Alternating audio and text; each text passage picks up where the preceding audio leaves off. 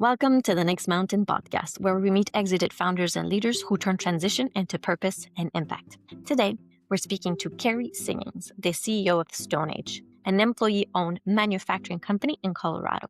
Kerry has led StoneAge for now more than 19 years through 3 significant transitions while building a dynamic culture where employees think and act like owners. She's a dynamic speaker and the host of the Reflect Forward podcast and the author of not one, but 2 books, The Ownership Mindset, a handbook for transforming your life and leadership, and Taught with Trust, that will be actually out in 2026. In this conversation, we discuss the challenges of implementing a culture of ownership, the impact it has on both the business and the employees, and how to leverage it as an exit strategy. Kerry emphasizes the significance of feedback, personal growth, and the legacy one leaves behind. So without further ado, let's get started. Kerry, welcome to Next Mountain. I'm so glad to be here. Thank you. Thank you so much. So as a way to start, we put in our minds the people we're talking to in Next Mountain, we're talking to exit founders and leaders who are, maybe post-exit or are about to go on that journey. And, we're really happy about having conversation with inspiring people like yourself. So imagine that person that doesn't know you, maybe. I'm sure some people will know you. How would you describe who you are, what you do? And then we could go more into your backstory. Sure. Oh, how would I describe myself? I am a little bit wild. I'm a boundary pusher. I love to grow businesses, build businesses. I'm a mom. I'm an adventurer. I mountain bike all over the world and ski all over the world. And if it has something athletic and adventure in it, I'm pretty much in. And so I guess that's maybe my boundary pushing side of things. But I'm really passionate about living my life to the absolute fullest. And I do that in anything I do, whether it's being a mom, being a CEO, living my life, going for mountain bike rides. It's just I try to do it as big and full as I can. Yeah, and from the first conversation we had, I totally felt your passion in everything you were sharing. Yeah. So I'm like, ooh, I don't even know where to go. Everything sounds fun. So could you tell us a bit more about your journey? As I was really interested that you've become this expert in, let's say, employee ownership. And I'm sure what took you there is much more complex and rich. So if you Yeah. could go a bit into that, that'd be lovely. Yeah. So it's a wild story, like most of my stories. I became the CEO of StoneAge when I was 28, and I was hired by the 2 founders, and it was a total risk that they took on hiring me. I had never run a company before. I actually had never managed a person before. I'd gone to engineering school, got a business degree, worked in manufacturing, but never had the responsibility of other people, much less of a whole company. And what makes it that much more interesting is that when they hired me, I just moved back to Durango, Colorado.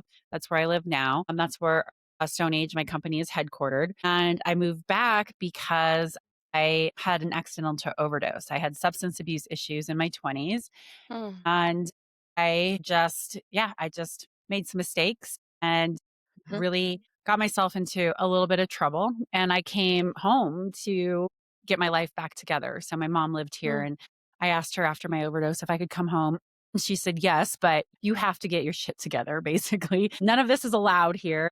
But I was ready. I was scared. I knew that I had hit rock bottom. And I knew, even though I was in a really dark place, I knew that I had potential. I knew I was smart, and I knew that I was talented. And I was just making really poor choices in my life. So I moved back to Durango, and here a couple months later, the founders of the company, they didn't know this story then. They know it now, of course. They saw something in me, and they wanted to do something different with their company. And they were employee owned at the time. They weren't what's called an ESOP, which is what we are now. An ESOP stands for Employee Stock Ownership Plan. It was more of a homegrown program where employees could invest their own money in the company, but they still had this employee owned culture. And I had never heard of employee ownership. And so I had to, I was drinking from the fire hose, learning about all of these different things. But I could just see that this was a different company, that the people cared way more than anybody else I had ever worked with. And the founders they're just 2 brilliant men with amazing foresight and willing to take some risks on themselves and on me. And here we are 19 years later. And I'm still running the company and I've transitioned them out. They've completely sold all their shares. We're now 100% employee owned through the ESOP. And yeah, I've created this whole platform around employee ownership and ownership thinking. And I absolutely believe that it is the way to go for many companies and Mhm. absolutely for employees who deserve to build their own wealth from their hard labor of building a company. It's interesting because one of the things that we really see is that, especially in this context of people who are, let's say, maybe the first part of their life, they're pursuing a more conventional, either Yeah. founding a company or, going up the ladder in the corporate world. And it's really the complete different mindset than employee ownership. And Yeah. that's part of the things we're exploring is like, what does collective ownership or collective Mhm. risk taking or collective even decision making happen? So that's why we were really interested Yeah. to talk to you. So can you tell us more about what StoneAge does and what does that look like in the day-to-day operation of the business? Sure. So we're in the glamorous world of industrial cleaning. Not glamorous at all. I But never very imagined important. myself to be in industrial cleaning. We make high pressure water jetting tooling and equipment. So basically high tech squirt guns on steroids. We make nozzles that go on the end of the hose. And now we've moved into robotic systems that are basically hose feed devices and positioning systems. So you don't have a man or an operator sitting there close to the water jet, which is very dangerous. It can kill Yeah. you. Cleaning pipes, tanks, heat exchangers, any kind of surface in an industrial manufacturing environment. So we've really transitioned from these manual tools now to automation. We are developing software enabled hardware and it's really to make cleaning easier. And no one really understands much about industrial cleaning, but we keep the supply chain running. Mhm. Every single thing that we use every day comes from a industrial manufacturing facility. And all of that production equipment has to be cleaned. It gets filled with whatever the material is that's being manufactured, say plastic or rubber or crude oil. And so our tools, our products are what used to keep it to clean, to blast away whatever material is and on the surface. That's what we do. We're really proud that we keep the supply chain running. It's a very dangerous industry. People die from water jet cuts all the time. And we're also really proud that we're making equipment that allows our customers to go home safely to their families every night because they're now away from the water jet. So that's what we do every day. Our headquarters is in Durango. We have offices all over the world. We sell our products all over the world. And in fact, we're just getting ready to open up an office in the UAE in about 3 months. Where we have our facility secured, and we're just starting the opening process. So we really have a far reach in what we do. And yeah, the day-to-day operations, it's we do everything. We make our products, we design our products, and then we have all of the distribution and all of the headquarters types positions, HR, marketing, all of that. All of that's in Durango. What was it for a 28-year-old to woman to learn about all of this? A lot. Tell Yeah, us, I what had was it never like? heard of this industry. Actually, the first thing that I had to do was move. We had outgrown our location and they were in the process of just finishing up building our new facility. And I had Yeah. to move us. So not only did I have to learn how to learn all about the industry, learn how to run a company, but I also had to move like an entire machine shop and millions of dollars worth of inventory. So it was a little overwhelming, but I what was really good for me when I started is that I wanted something so different with my life and getting the opportunity to take on so much responsibility. It saved my life because I could pour all of my intensity that I did everything in life with, including doing drugs, into learning how to be a leader and learning about the Mhm. industry and moving us and getting us settled into what this next phase was going to be. And so it was really, really exciting. And I think that having that project to move us it was brilliant. I don't think it was timed on purpose, but what it happened is it allowed me to have my own project that was Mhm. really important. Everybody else had to run the day-to-day business.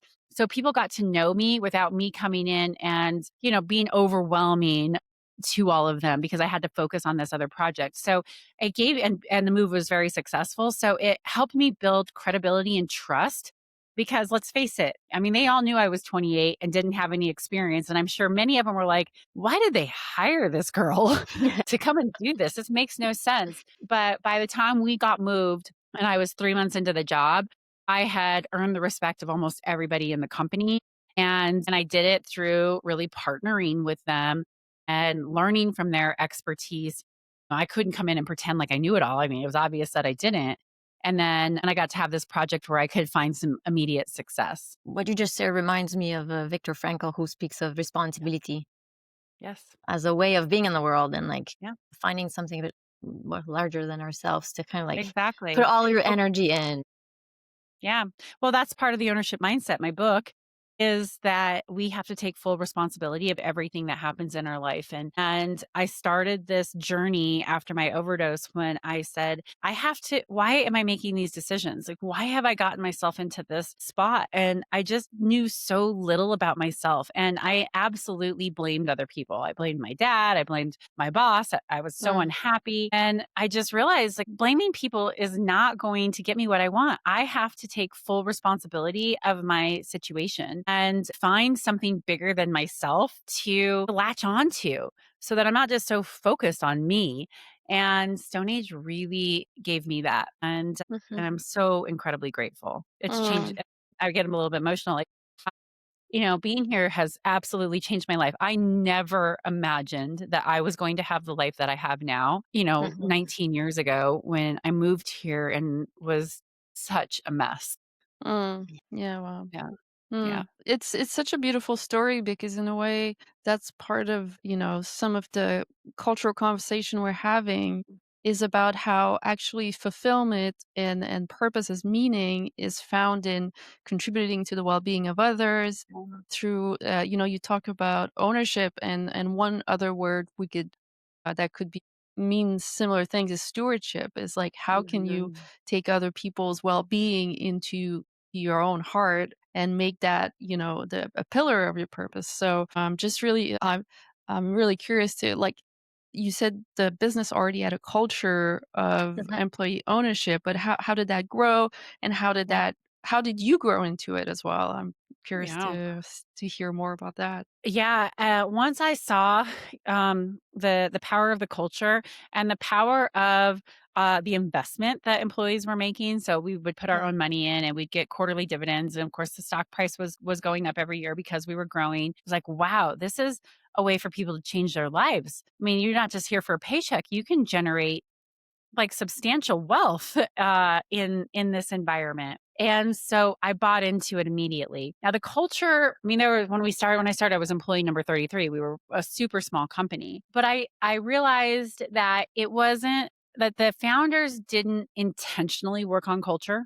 They're two engineers. They were about giving great products, giving great service and developing great products. And yes, they wanted people to have good jobs, but they didn't really curate the culture around ownership thinking. And so I decided that that was going to be one of the things that I did is really build out what we call the own it mindset. And this was really important when we did the ESOP. So we did the ESOP as a real mechanism to buy out the founders. There was no way the company was growing too fast that the employees were going to really be able to buy them out. Plus, it was Mhm. like, who really owns the company? A machinist who's been buying stock for 20 years, like he loves the idea of ownership, but he doesn't really want to be the owner. Like that's a lot of Yeah. responsibility. And you have to have, business savvy to truly be an owner. And so I approached them about in 2014 about doing an ESOP. And so what happens with an ESOP is you set up a trust. And the ESOP trust buys the shares from shareholders and then distributes it to employees every year as part of their compensation. So it's not a And skin in the Carrie, game program. Yeah. can I just ask you one Yeah. question? Like, because ESOP, I've heard it in the concept as a tool that people use to keep, leadership team, and it's 10% of it. But in this case, you gave like 100% of how did. Yeah, so an ESOP, no, so an ESOP is really about all employees. So it Okay. is managed by the US Department of Labor and Right. ERISA, which is our retirement, like the Hmm. retirement benefits program. And so it has to be equal for everybody. So everybody gets a percentage of their wages in shares every year. So it's more of a socialist type program than it is a capitalist type program, even though I don't like to look at it that way because I really do believe that workers should be able to benefit from the value that they bring to the company. So it's really for everyone in this type of program. You can set different programs for executives as well that also continue to incentivize them and keep them at the company with like a long-term incentive program, things like that. But Mhm. really, if you do an ESOP, all employees are required to participate. And we even set up a mirrored ESOP for our international employees because a lot of most other countries don't really understand this whole concept or have the framework that we have here in the US. So we basically set up a mirrored program for them so they all get to benefit from it as well. They just don't get the tax benefits because it's like deferred compensation where we can Mhm. roll ours into an IRA after we leave the company and continue to grow that as a wealth building machine through an IRA rather than just the ESOP, whereas international people just have to take it as cash and then pay taxes on that cash. So it's a very different program. It's an entitlement program. But it's a great way to be able to buy out founders who don't want to sell to private equity or a competitor or don't have heirs to pass it on to, but really believe that their workers should benefit from the success of the company. So that's what we ultimately decided to do. And then we bought out our founders over 8 years. So we became 100% employee owned through the ESOP Mhm. in 2022. And what did that feel like in terms of the people's relationship with each other and with the business and the engagement? Like, you're just curious to know Yeah. more, like Yeah. the feeling, or how did that reflect in the relationships? Yeah. So in terms of I think how other people experience our team, the best compliment I get is from our customers when they come to visit us at headquarters, or really in any of our offices, but especially at headquarters where most of our employees are. And they say, "I've never seen people who like each other. Like you genuinely like each other, and you're so proud of the work you do. Can I get a job here?" And so I think that's just such a testament to the type of culture that we have built. When we created the Own It mindset, which is really how I started to cultivate this idea of ownership thinking, we were very intentional about our values, and we wanted to be super clear what we Mhm. were about. And I don't want our values just to be a bunch of words that you can find on the wall of any company. And so we decided that people care about themselves, they care about the team, and then they care about the customer. So the values around the Own It mindset are practice self leadership, right? So how you're leading yourself every day, which we're all doing, whether we're doing it well or poorly. Be a great teammate, so how you're showing up for your team.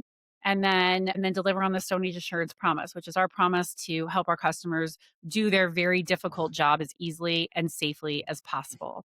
So you have self, team, and customer. And it really, really resonated with people. And so the primary feel and the relationships that people have with each other Mhm. are really built around that idea of I'm going to be a good self leader. I'm really clear on what self leadership means at Stone Age.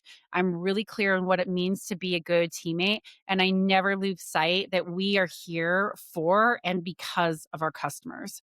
And so we always have to keep that in mind. And so I think that it makes it very easy for people to understand how to be successful and how to work with each other. And then we have all kinds of training, like, power skill training around what it means to be a self leader and what it means to be a great teammate and deliver on the Stone Age Assurance Promise. And so people really help people acclimate to our culture because let's face it, a lot of people don't come in thinking like, "Oh, I am supposed to think and act like an owner." Most people are told, don't do that. Just do your job and don't Mhm. ask questions and don't give feedback. And we don't really care what you have to say. And at Stone Age, it's the exact opposite. It's encouraged and even expected. I have so many questions. Maybe I'll ask a few at the same time. Take the one you like, Kerry. On what you just said, I was wondering if in the transition some people just left because it was not for them. Because I have Totally. tried in the past, and not everyone wants it, right? And here we don't have the same mechanism, or at least I don't know it in that same way. But we have co-ops, or we have different ways in which people can have that similar type of ownership. And I've had many conversations with leaders that have tried and failed. And so I guess, yeah, a bit on that. And then I was wondering, how does it relate to leadership and governance in the sense that, decisions, how are they made? And like how, when the two founders left, how was it for you to take that leadership? Sure. And like, are you relying on other people to take decisions, or do you mostly take them as, Mhm. any CEO would? Or how does that change that? And yeah, let's stick Sure.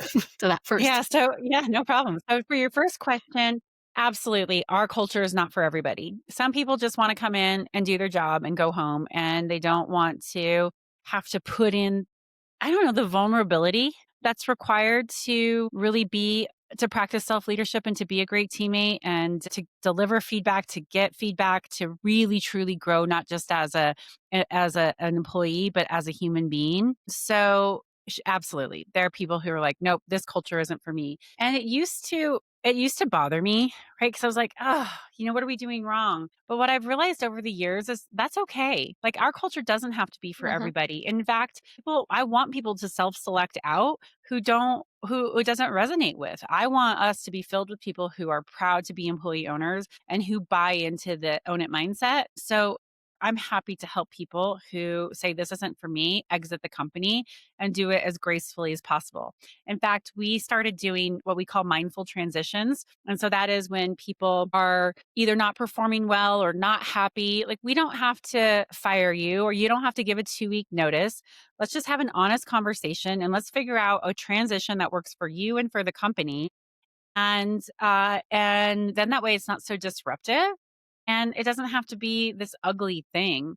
And so we Hmm. have had several employees who have done mindful transitions, some of which we have initiated, some of which they have initiated. And it doesn't happen every single time, but it happens surprisingly a lot when it's time. It doesn't turn into this ugly thing. So that has helped us really get clear on the type of person that fits into our culture, and when it's just not the right fit, to be okay with saying, hey, let's help you move on to something that's going to be better for Yeah. you. So that has how that all works. In terms of decision making and what that culture is like, I am a consultative leader. An ESOP is not a democracy. And so I make that Or a very clear to my holocracy or a employees. sociocracy, or like, the different ways in which, like, yeah. So No. it's still And like, yeah, so I run it just like any other CEO would run a company, with the exception that I think that the open door policy that we have, and how we encourage people to give feedback and how we try to push decision making to the individual contributor as much as possible. I think mhm, that's a little bit different. But in terms of, setting the strategy and ultimately being the final decision maker, I take that mhm, responsibility. But I try to build a team that people feel empowered to make their own decisions, and we give people as much decision making authority in their own roles as they can have, because that's what people want, right? They want yeah, autonomy. They want to be able to have some control over their work. So I think we've created a really good environment where we allow our employees to, more than allow, encourage our employees to make their own decisions. And it's okay if something doesn't work out. We're a risk taking company, and no one's going to get in trouble for trying something and not having it work out. mhm, So I think that that's a really healthy way that we operate. And sometimes it gets messy, for sure. Sometimes there's some confusion, but it's worth it to help people trust in their own decision making skills, because that's really what it is. People want to make decisions, but they're too scared to. They're afraid that they're going to screw up. And if they screw up, are they going to get in trouble, or are they going to get fired? And we try to take that fear away as much as possible and tell people, you do your job. You know it better than I do. So what do you think you should do? And then that way people start to trust their own thought process and trust their own decision making skills. And if you don't give people the opportunity to do that, then they'll always just wait for someone else to make it, because it removes the risk from mhm, them, but they don't ever really learn how to trust in themselves. But ultimately, if a decision has to be made and it's a high stakes one, the buck stops with me, and I will make that decision. But I would say it's pretty rare that I'm making a unilateral decision within the company. I mhm, really work with my team so that we're aligned. I just think that you just have much more buy-in that way. yeah, Yeah. Well, one of the ideas I've been exploring, I'm reading this book called Skin in the Game, and talks Yeah. about, yeah, Okay. I'm sure you maybe know of Mhm. the author, but like, that idea is so central to some of like the biggest problem we have is that there's people making decision that don't suffer any consequences from this decision. Whereas what you're talking about is really a culture where each person is Yeah. incentivized, developed the skills so that they can have skin in the game, and Exactly. including you. Yes. You so I Absolutely. yeah, and so I'm curious. You talked about, you're growing in other countries. How do you manage to export that mindset to maybe different cultures, different areas of the world? Maybe they have a different cultural concepts of hierarchy or all of that. So how's that? How do you do that? Yeah. So the thread is really the own it mindset. And so we teach everybody who comes to work for us about it. But I absolutely agree that cultures in each different, the culture of each different country has its own spin on it. Mhm. So, for example, our office in the Netherlands, they take this idea of ownership to the next level. And so they have a little bit of their own definition through the Dutch culture, which is very direct, very driven, very matter of fact. Our office in the UK, right? The Brits they're very polite. And so, just being forward, like as forward about giving feedback is much more difficult for them. And so we have to help them navigate what that means for each of them and teach all of our employees about the different cultures that we have.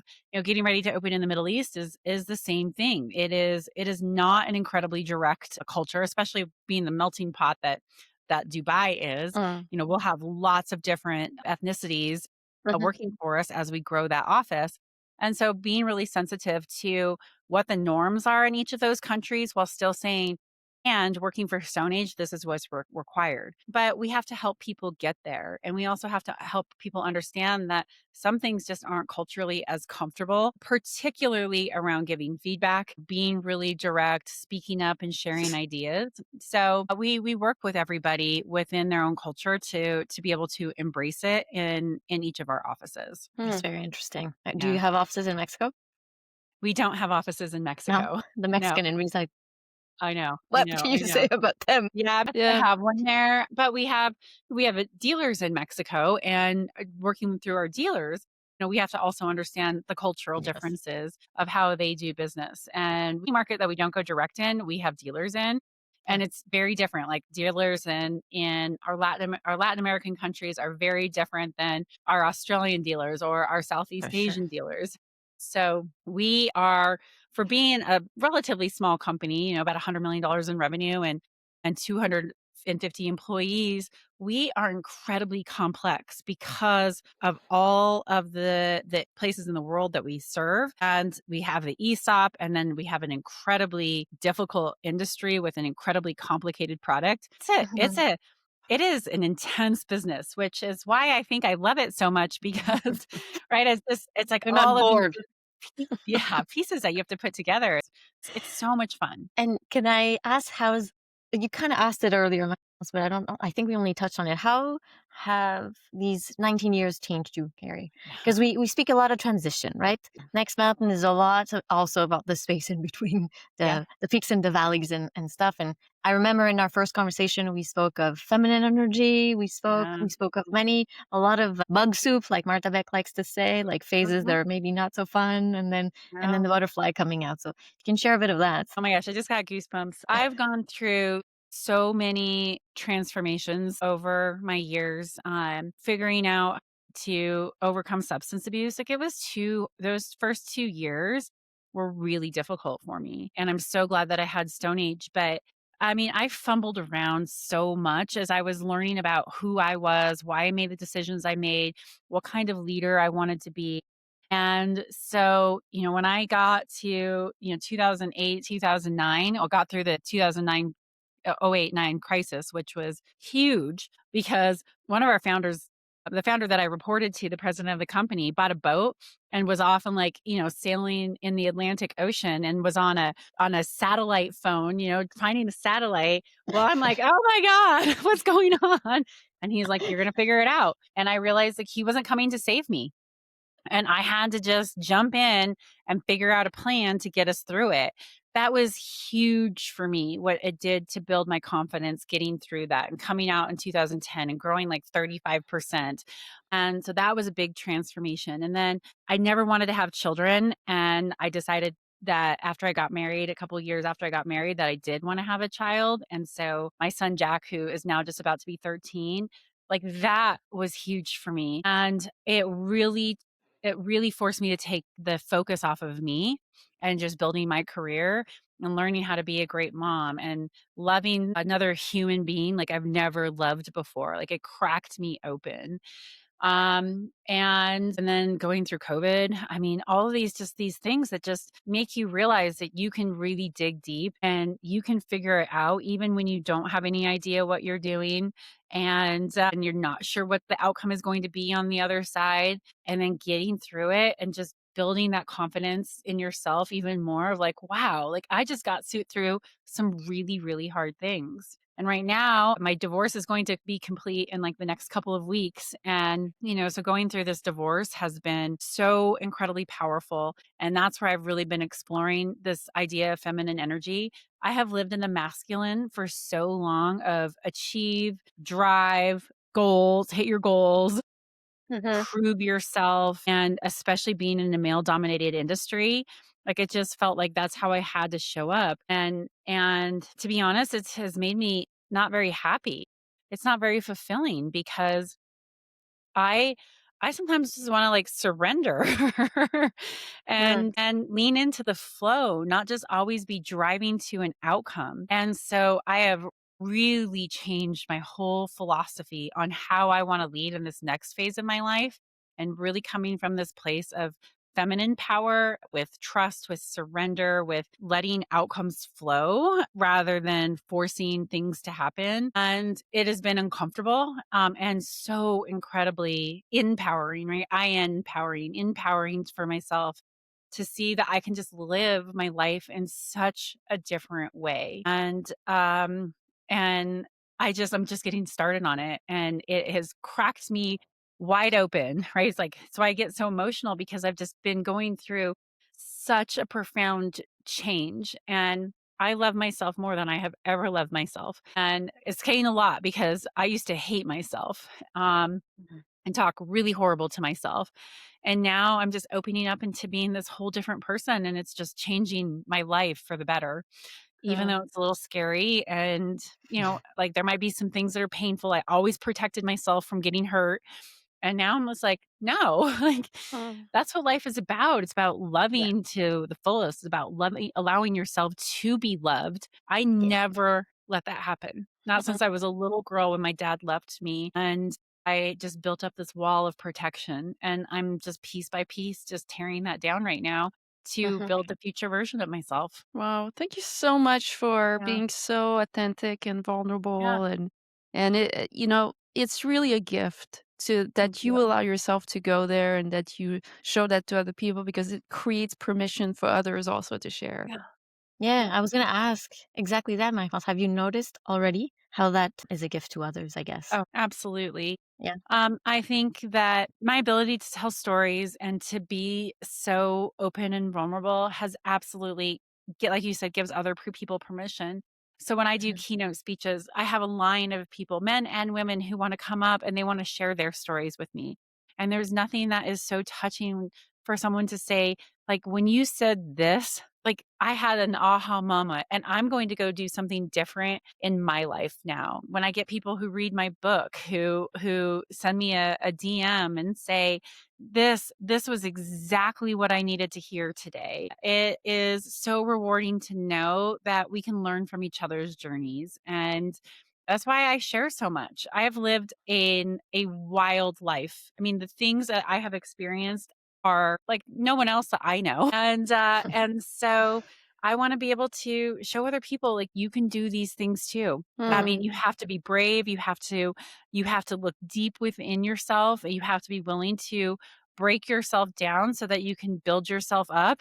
And yes, it's hard, and yes, it can be painful, and it is so worth it in the end. So talking about transitions, yeah, it seems that you're transitioning into this, or you've transitioned into this phase of like opening up to the world and sharing your gifts and speaking and writing and sharing what, like, when did you know that's what you wanted? What was the process like to get into that place? Yeah.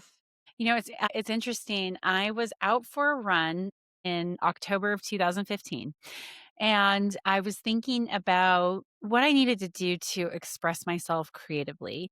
Mhm. Building a company is incredibly rewarding, but it's not always creative. Like it's not ever always just a creative expression. And so I was listening to an audiobook talking about, how do you figure out like what comes next? And one of the advice in one of the chapters was go back to what you loved to do when you You're were a a kid. child. And Mhm. I loved to write. And I had my first speaking event when I was in college. It was at the last minute. My softball coach asked me to speak in an event that the keynote speaker canceled on at the last minute. And he said, just come and tell your story about how you got to Colorado School of Mines to play softball. It was to other softball players for the state of Colorado. And when I did it, I was so scared. I had no idea how to be on stage. There was like 1,000 people in the audience. I was 21 years old, 20 years old. And then again, there was like this line of girls who wanted to come up and share their story or ask how they could get into whatever college they were trying to get into play softball. And it was so I literally felt like I was a stream of consciousness. So as I'm running, I'm like writing and speaking. Like, this is what I have to do. I need to write a book and I need to figure out how to speak. And so I said, all right, if I'm going to be a writer and create content that people are going to want to listen to me speak about, I need to start. So I came home that day, I built my own website and I started writing a blog. And then some magazines started to pick up my articles. I started writing more and more. And then when COVID hit, it just seemed like the perfect time to write a book. And someone asked me to come in and do a keynote for a big group of women virtually because no one was traveling. And from that, I got 5 or 6 inquiries about paid speaking gigs. I was like, oh, you can get paid for this? Like, I didn't realize that. And that's how it all came together. So, it was so amazing to think back in October of 2015, like having this realization and then saying, okay, if I'm going to make it happen, I got to get started somewhere. I better start practicing. And then writing this blog for 5 years and then having it actually manifest and turn into exactly what I had envisioned 5 or 6 years prior. That is the power of manifesting, right? It's having a clear vision of what you really want that's really in alignment with your soul, and then it's taking action. And yeah, it took 6 years to get there, but I had to build that expertise. I had to work on myself and refine my message. And then when it happened, I was ready and I went for it. And now I have a book. I speak all over the world. Book number 2 is going to come out early next year. And it just goes to show you that you really can create the life that you want, but you have to be in alignment with your values, your dreams, and you have to take action. That's really, I think that's so powerful what you're sharing, because it's also something we really, that's a value we share. It's really like alignment with who you truly are, because we live in this world that shows us like all of these ideas. Success is this, or to be a good girl you have to do this, or to be a Yeah. good person you have to do this. And I think especially people who are like high performing, very driven people, maybe at some point they're gonna, it's like, okay, I'm gonna check all the boxes, I'm gonna Yeah. reach all the goals. But then you get to a place where you're like, okay, well, and that's some of the people we meet through our work at Next Mountain, is people basically Yeah. they've done everything that they thought they should. They got the house, they got the Yeah. accolades, but then they're like, but you know, but Something's what missing. something's missing. And Yeah. so your story of finding your own alignment through that and is Yeah. really powerful in that way.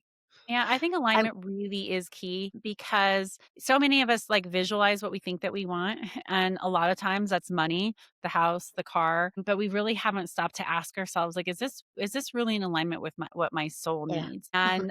And that's why I think you really have to dig deep and make sure, because you're not going to manifest just something that you visualize. Like, you have to really be aligned with it at that, vibrational level to truly manifest it. And I think that my story of writing a book and speaking is exactly that. I knew in my heart it was what I was meant to do. And then I made it happen. And it's because of that alignment. Mm. Yeah. And I wonder how do you think of legacy? Because is it part of the thinking behind this, or is you're simply in alignment and whatever comes? Is that Yeah. important? I mean, it's interesting to think a lot about legacy because the reality is that, there's going to be very few people who remember any of us. I was listening to, I think it was a podcast or an audiobook, and it said, does anybody remember who was the richest person in, 1874? I was like, Hmm. no, no. And, so I think it takes a lot of really special people to leave behind a truly lasting legacy that people recall. So the way that I look at legacy is, how have I touched people and made their lives better, whether they realize it or not? Right? It can be a little lesson that somebody learned. It can be a piece of feedback that I gave somebody that helped them take off in their Mhm. career, and they might Yeah. not ever remember it, and that's okay. No one has to remember my name after I'm gone. That's not, to me, what legacy is. It's all those micro moments of impact that you make in people's lives that help them improve their lives, even if they don't, on a conscious level recognize, like, that is what really helped me. That's what Yeah. I want my legacy to be. That those It's an addition of millions of micro moments for, thousands of people, millions of people, maybe, who knows what size stage I'll be on someday, where I just tweaked a new idea, and sparked just a different way of looking at the world that set somebody on a new path. And I don't ever care if they attribute it to me. It's mostly just about expanding consciousness and helping people see that there is a better way to lead and a better way to live. And It you've given us a lot of crumbs of wins was I don't know if crumbs is a negative way to see it, but uh, anyway, Yeah. there's a lot of wisdom in what you're sharing, and you're sharing it in such an obvious way. It's just like, whatever, we do mindful transition as if it's something super normal. No, that's actually very smart. well, I just want to point to that. So yeah, anyway. and also for, if you think about entrepreneurs who build businesses and they pour their lives into it, and I think it's like the obvious kind of like exit point usually for people is like sell to, venture capital Yep. or be acquired by another bigger company, and I think on a, practical level, ESOP as a mechanism of exit is very different emotionally. It feels so different, you know? Yep. Yeah. Mm. Well, it's interesting, when Natalia and I were talking earlier, I said, I've never felt in my life that, like, I get here and then I have to go down for the next mountain. I Yeah, feel like the Yeah. way that I have lived my life, it has just been like this. And yes, there's been dips like this, yeah. but I've just been climbing this mountain. And it's like, okay, oh yeah, there's just a little bit of a next peak. Let's keep going. And I think that that's what the ESOP continues to create, because I'll eventually move into executive chair, and then I'll just be chair of the board, and then I'll just be a board member. So I foresee that I will be involved with StoneAge for another 20, 30 years, like, as long as I still am Mhm. adding value, just in a different role. Yeah. And I think that that is so cool. Like, I don't have to go and sell this company, right? We've already sold it to the employees. We just have to make sure that it continues to be a successful ownership model that Yeah. will continue to work and grow. And some days, Mhm. maybe it won't, right? Maybe someday it makes sense to sell, and we'll cross that bridge when we get there. Yeah. But I don't want to be the CEO forever. I know that that time is coming. After running a company for 20 years, it's going to be time for somebody with fresh ideas to come in. Just like when the founders hired me, it was like, hey, we've grown to the company as much as we can. That's going to happen to me too. And I have other interests and other things that I want to invest in. But it doesn't have to mean that I completely exit. I can Yeah. just have this transition and just keep climbing my mountain, even though the landscape changes. Mhm. And Mhm. I don't foresee that I'm ever going to just be like, oh my God, what am I doing with my life? I'm so unhappy. Like, no, every step of the way when I have been unhappy, I have dug in, I've figured it out, and have found a way to address it and then keep going, rather than feeling that emptiness. And I think it's because Mhm. I'm not focused on just making money or just building a business. I have this whole ethos around ownership thinking and helping my employees create wealth, and helping other businesses see that there is a Yeah. different way to lead, that I just continue to build on. Mhm. And so I feel incredibly grateful, because I know that a lot of people don't have that. And I'm so blessed, and I've also put in a lot of work to make Yes. sure that I continuously find that fulfillment in anything that I do. Well, it's also life to hit you really early. to be Yes, it honest. did. Like some people, it happens later. And so the Yeah, first time they you're look right. inside, it's Totally. much later, right? And so Yeah, it's I like, mean, it's my fine too. second mountain, in reality, probably started when I was 28 years old, Yeah. Yeah. Not when now I'm almost 50 Yeah. and going, "What do I do?" No, I hit rock bottom at 28. I almost died, and that was when I was like, Hmm. "No, we are not Yeah. doing this." And, so, yeah, that's a really good way to look at it. Yeah. Yeah, yeah, and of course, nothing is like clear and cut, you know. But No. I do draw a lot of images from when you're talking, when you were talking about contribution and alignment and how things kind of found their way, and a big inspiration is nature. In nature, Yeah. everything has its place. And when we talk about legacy, it's like, does a forest remember a tree that was there 300 years ago? Probably not, but it's contributing to the whole of that Yes. forest being continuously alive. And ultimately, the ultimate legacy is just to allow life to thrive. Yeah. when Beautifully put. and when you talk about the life you touch and how you help the employees in the company thrive and etc., that it feels like that's what you're talking about. Yeah, that's a Perfect. perfect analogy. I love that. I'm going to use that. Great. So, Carrie, what would you like to tell our audience before we forgo? This has been a pleasure. It's been a wonderful conversation. Anything you'd like to share? Anything we haven't said? Any questions we haven't asked? No, I mean, I think what's really there's two things that are really sticking with me right now, and that is how am I becoming a self-actualized human being? And I think that's the goal. And so Mhm. do not be Yeah. afraid to do the work, to dig in. There's lots of people who have helped me along the way. Like I absolutely have not done this myself. I have Yes. coaches. I'm a big believer in the Enneagram to help you understand yourself. I do energy work.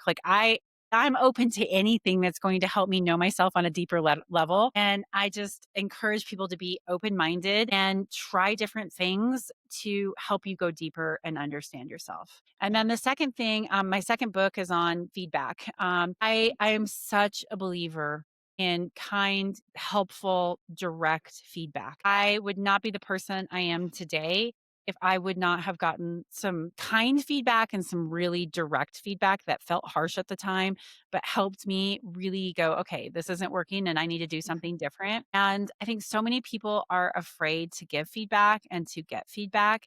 And there's so much power in being truthful, and you can do it in a way that is kind, helpful, and direct, and that really does improve people's lives. And figuring out how to do that makes your life better and it makes other people's lives better. And then the same Mhm. thing, when you get feedback, there's always a way to own something in it. Even if it's people you feel like people just don't understand you. Okay, well, there's a misperception that's out there. So, how do you work on that so that you improve that relationship? So, feedback Yeah. is so incredibly important. It's what my second book is about, Talk with Trust. That'll be out next year. And I just really encourage people to not be scared to give and receive feedback. It is a very powerful tool for growth. Wise words. Yep. Yes. Well, it's been such a pleasure talking with you today. And thank you so much for opening your heart and telling your story and also teaching people about all of the things you've learned. So, The mechanisms. Thank you. yeah, Well, thank thank you you. for having me. You two are just so incredibly beautiful. And and this has been such a Thank fun you. interview to chat with you both. So thank you for having me. Great.